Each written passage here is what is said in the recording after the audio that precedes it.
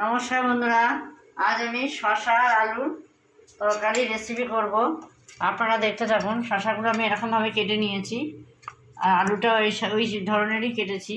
আর এদিকে আমি নিয়েছি আদা, কাঁচা লঙ্কাটা থেতো করে নিয়েছি। ফোড়নে দেবো কালো জিরে, আর তার সাথে একটু বড়ি দেবো। বড়িটা ভেজে একটু আর্ধেক করে নেবো আমি ভেঙে। স্বাদ মতো লবণ, পরিমাণ মতো হলুদ, আর একটু জিরের গুঁড়ো, আর সামান্য একটু কাশ্মীরি লঙ্কা গুঁড়ো।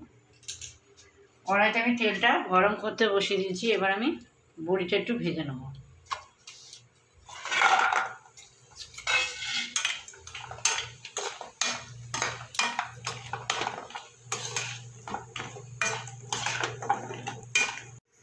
বড়িটা আমি একটু লাল করে ভেজে নিয়েছি, এবার আমি তুলে নেব।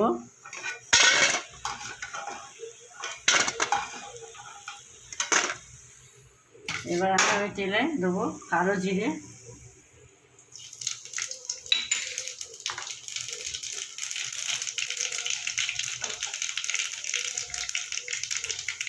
এবার আমি আলুটা দিয়ে দেবো। ফোড়নটা আমার ভাজা হয়ে গেছে।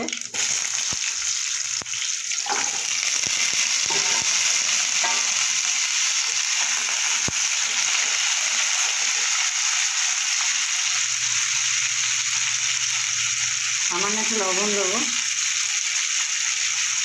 একটু হলুদ দিয়ে আলুটা আমি একটু ভেজে নেব।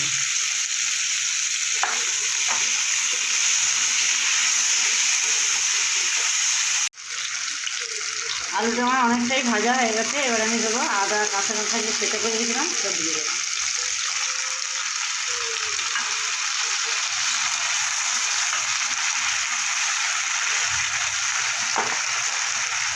এবার দিয়ে দেবো স্বাদ মতো লবণ। লবণটা একটু বুঝে দিতে হবে, যেহেতু আলুটা ভেজেছি, ভাজার সময় তো অল্প একটু লবণ দিয়েছিলাম। হলুদ দেবো পরিমাণ মতো, ভাজা জিরে গুঁড়ো, সামান্য একটু কাশ্মীরি লঙ্কা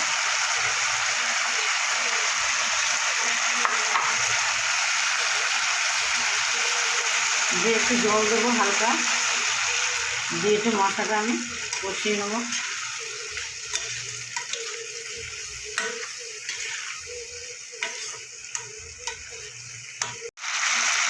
মশলার সাথে আলুটা আমার ভালো করে কষিয়ে নিয়েছি। এবার আমি দিয়ে দেবো শসাগুলো দিয়ে।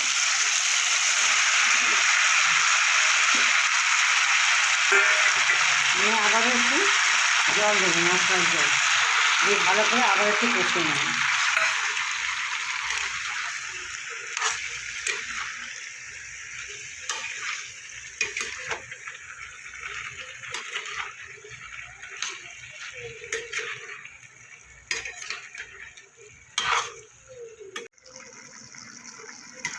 শসা আলু এটা কষানো হয়ে গেছে তরকারিটা। এবার আমি বড়ি দিয়ে দেবো।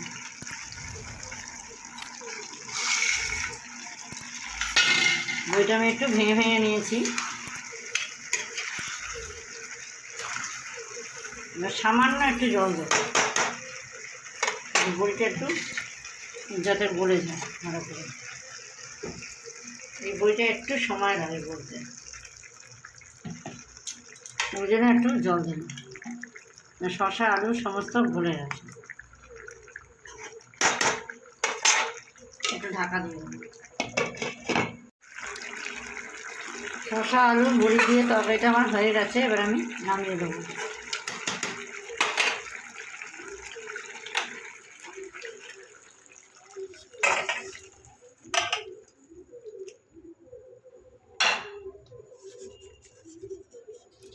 বন্ধুরা, আমি বাড়িতে যেরকমভাবে শসা আলু বড়ি দিয়ে রেসিপি করলাম, আপনারা বাড়িতে করে খেয়ে দেখবেন কেমন হয়েছে। আমাকে কমেন্ট করে জানাবেন।